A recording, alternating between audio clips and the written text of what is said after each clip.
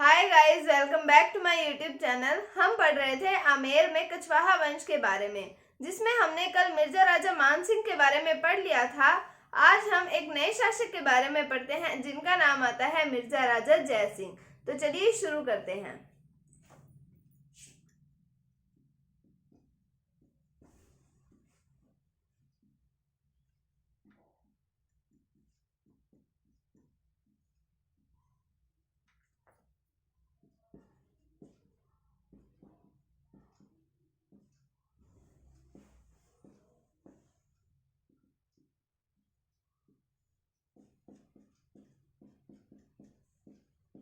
तो इनका time period आता है 1621 ईस्वी से 1667 ईस्वी तक।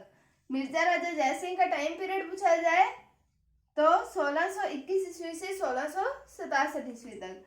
फिर हम देखते हैं कि इनके समकालीन मुगल शासक कौन कौन से आते हैं। तो सबसे पहले बात करते हैं जहांगीर की। जहांगीर का टाइम पीरियड है 1605 ईस्वी से 1627 ईस्वी तक। फिर आते हैं शाहजहां। तो शाहजहां का टाइम पीरियड आता है 1627 से 1658 ईस्वी तक। फिर हमने पढ़ा था इन दोनों के इनके पुत्रों के बीच में, इनके पुत्रों जिनका नाम आता है दारा शिको और औरंगजेब। इन दोनों के मध्य युद्ध होता है उत्तराधिकार के लिए, जिसमें शाहजहां साथ देता है दारा शिको का। और जो शाहजहां है इनके समकालीन है मिर्जा राजा जय सिंह, तो ये भी साथ देते हैं किसका, दारा शिको का। लेकिन जीत कौन जाते हैं, औरंगजेब। वैसे शाहजहां की मृत्यु होती है 1666 ईस्वी के अंदर और औरंगजेब बनते हैं शासक 1658 ईस्वी से 1707 ईस्वी तक। ये मुगल वंश के शासक रहते हैं। तो अब देखा जाए, हम पढ़ रहे हैं मिर्जा राजा जय सिंह के समकालीन मुगल शासक। तो समकालीन इनके जहांगीर भी हुए, शाहजहां भी हुए और इनके समकालीन औरंगजेब भी होते हैं। तो तीन मुगलों के समकालीन शासक कौन हैं, तो वो हैं मिर्जा राजा जय सिंह।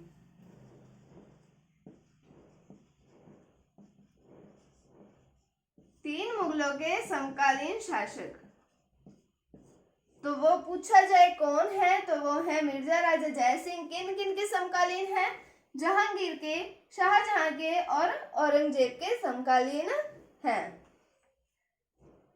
फिर बात आती है, इनको मिर्जा राजा की उपाधि मिली है, किससे मिली है, इनको मिली है शाहजहां से। ये उपाधि मिली है किसकी, मिर्जा राजा की।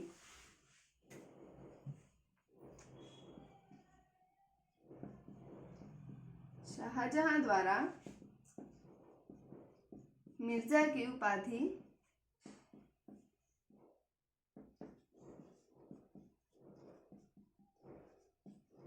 प्रदान की गई।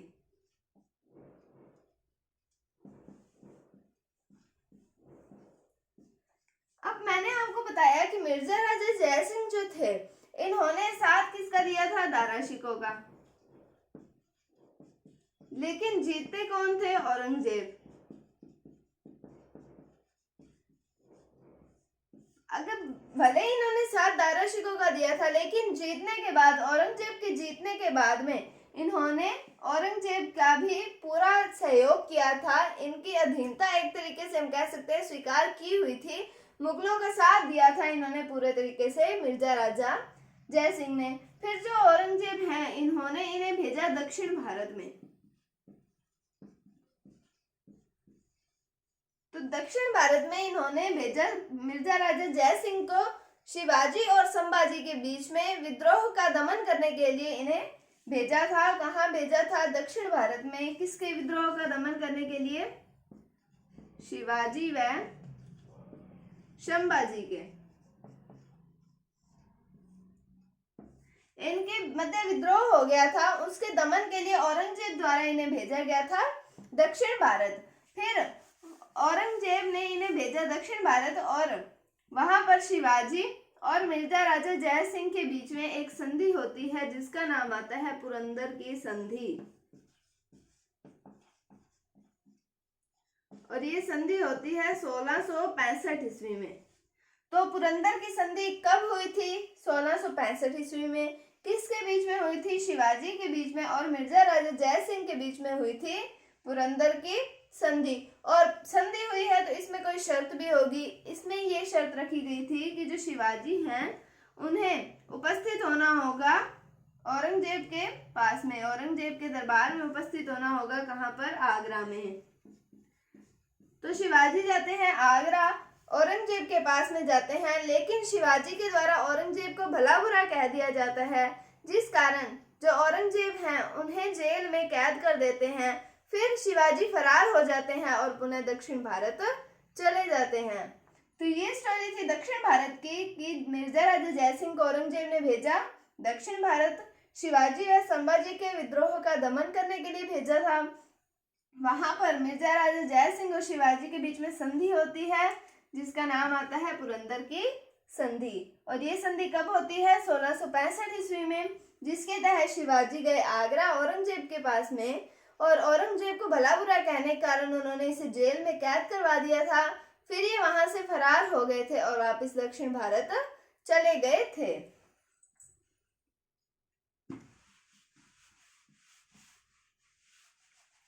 अब हम इनके थोड़े निर्माण कार्यों के बारे में देख लेते हैं कि इन्होंने क्या क्या कुछ निर्माण करवाया। तो इन्होंने आमेर में केसर क्यारी, दीवान ए आम और दीवान ए खास,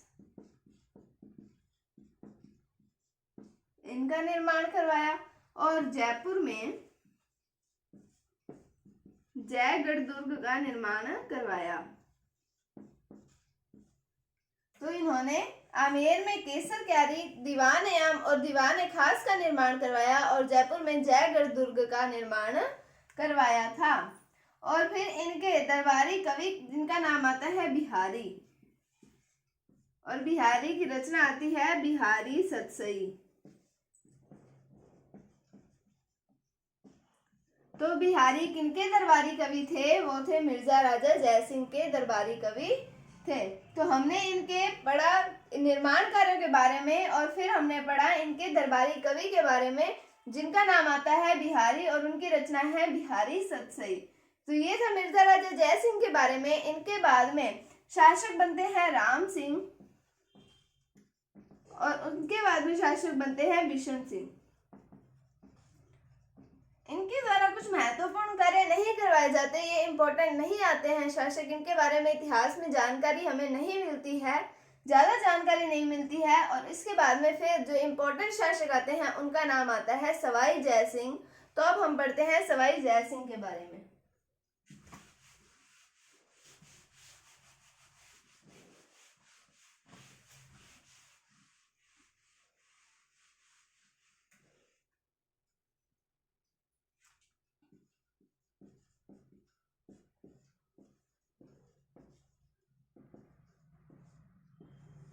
तो सवाई जय सिंह का टाइम पीरियड आता है 1700 से 1743 ईस्वी तक। 1700 से 1743 ईस्वी तक टाइम पीरियड आता है सवाई जय सिंह का। हमने पढ़ा था मिर्जा राजा जय सिंह में कि 3 मुगल शासकों के समकालीन हुए हैं, और ये जो सवाई जय सिंह है ये सवा थे, इनकी उपाधि से ही पता चलता है। तो ये 7 मुगल शासकों के समकालीन हुए हैं। तो 7 मुगलों के समकालीन शासक कौन से हुए हैं? तो वो है सवाई जय सिंह।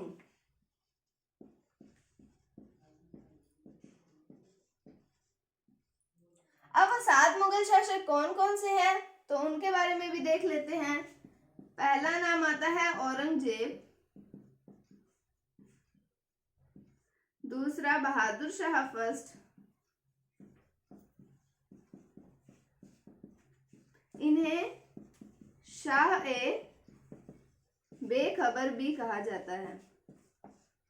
फिर तीसरे शासक आते हैं जहांगीर शाह, इन्हें लंपट मूर्ख भी कहा जाता है। उसके बाद में चौथे शासक आते हैं फर्रुखशियर, इन्हें घृणित कायर कहा जाता है। फिर आते हैं रफी उद दरजात। उसके बाद में शासक आते हैं रफी उद दरजात के बाद में शासक आते हैं रफी उद्दौला, और उसके बाद में शासक आते हैं रोशन अख्तर। इन्हें मोहम्मद शाह रंगीला के नाम से जाना जाता है। तो होगी ये 7 शासक। तो पहले आते हैं औरंगजेब, दूसरे बहादुर शाह फर्स्ट जिन्हें शाह ए बेखबर भी कहा जाता है। फिर आते हैं जहांगीर शाह, इन्हें लंपट मूर्ख कहा जाता है। फर्रुख शेर, घृणित कायर, रफी उद दरजात और रफी उद्दौला और रोशन अख्तर मोहम्मद शाह रंगीला के नाम से जाने जाते हैं। इन 7 मुगलों के समकालीन शासक कौन से हुए हैं? तो वो है सवाई जय सिंह। फिर बात आती है इनकी उपाधि की। तो सवाई की उपाधि इन्हें किसने दी? तो सवाई की उपाधि इन्हें दी जाती है औरंगजेब के द्वारा।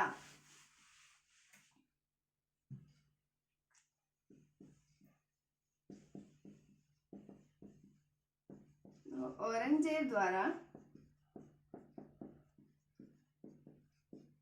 सवाई की उपाधि दी गई। तो इन्हें औरंगजेब द्वारा सवाई की उपाधि दी गई थी। ये ग्रहों और ज्योतिष के ज्ञाता थे। ये ग्रहों और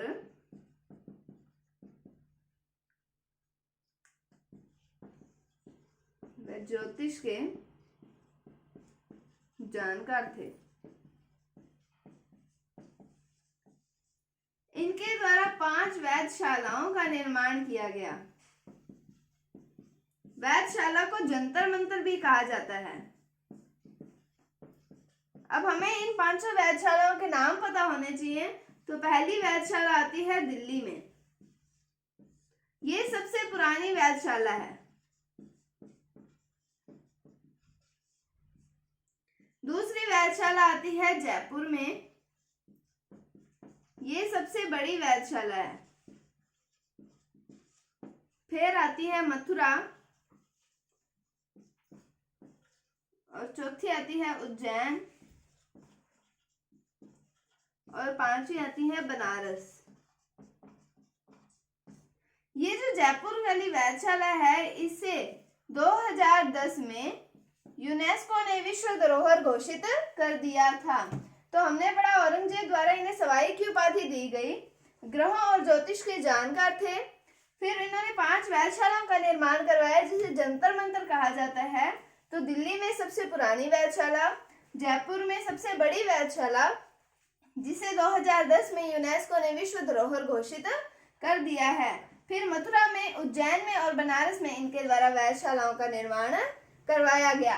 वैधशालाओं से रिलेटेड क्वेश्चन ऐसे पूछा जाता है कि निम्न में से कहां पर वैधशाला का निर्माण नहीं करवाया गया? तो हमें इन 5 जगहों के नाम पता होने चाहिए। दिल्ली, जयपुर, मथुरा, उज्जैन और बनारस, ये 5 जगहें हैं जहां पर वैधशालाओं का निर्माण करवाया गया। किसके द्वारा करवाया गया? सवाई जय सिंह के द्वारा निर्माण करवाया गया था। फिर मैंने आपको एक बात अभी बताई कि ये मोहम्मद शाह रंगीला के समकालीन शासक हुए हैं। तो इनके समकालीन मतलब इनके काल में एक घटना हुई। क्या घटना हुई थी? तो ये जो थे सवाई जय सिंह, ये भी मुगलों का साथ देते थे, मुगलों के साथ ही रहते थे। वो जो कहते थे वो काम करते थे। तो अभी मैंने कहा मोहम्मद शाह रंगीला, इनके काल में क्या घटना होती है कि भरतपुर के अंदर है चूड़ामन जाट,